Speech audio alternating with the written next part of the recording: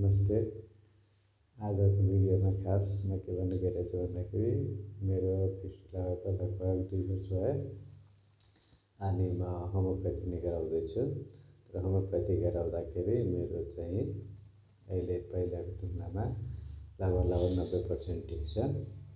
तर मैले यसमा भन्न के गइरहेछु भन्दाखेरि मैले अस्ति मासु खानुपर्छ भन्दै हुनुहुन्थ्यो डक्टरले। मैले मासु लगभग 15 दिन मुर्गाको खाँदाखेरि मलाई चाहिँ केही भएन।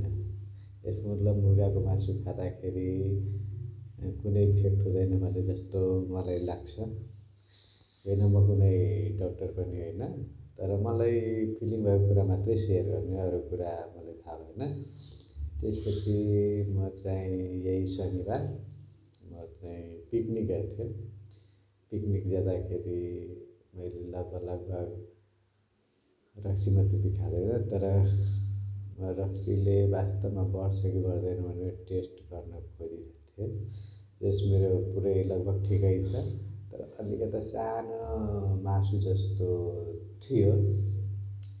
तर मैले बियर लगभग यसो साथीहरूले दाउरा गर्दा मैले लगभग 11 गिलास जति खाएँ। भन्नाले 11 गिलास भनेको 4-5 बोतल हुनसक्छ। त्यो खाँदाखेरि पनि मलाई जुन मासुको त्यो डल्लो जस्तो देखिन्थ्यो त्यो पनि गयो। मलाई आश्चर्य लाग्यो कि यो बढ्नुपर्ने हो, तर घट्यो। अब आज सोमबार हो, अब 2 दिनमा हुनसक्छ 1 हप्तापछि आउन सक्छ, त्यो मलाई थाहा भएन। तर मैले शनिबारको पिकनिकमा मासु यताउता जति थियो सबै सामान खाएँ मैले, माछा छोडेर। माछा र दही खायो भने मेरो रक्तै बढ्छ। माछा र त्यो खाएन, बाँकी सब खाएँ, रक्सी सबै खाएँ। जस मलाई चाहिँ ठिक जस्तो लाग्छ।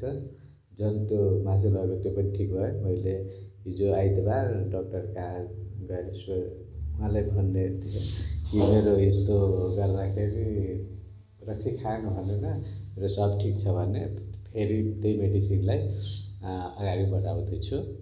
अनि यो होमियोप्याथीको खास फ्रीमा हो, त्यहाँ 1 रुपियाँ पनि लाग्दैन। त्यसको म नेक्स्ट भिडियोमा लिएर आउँछु।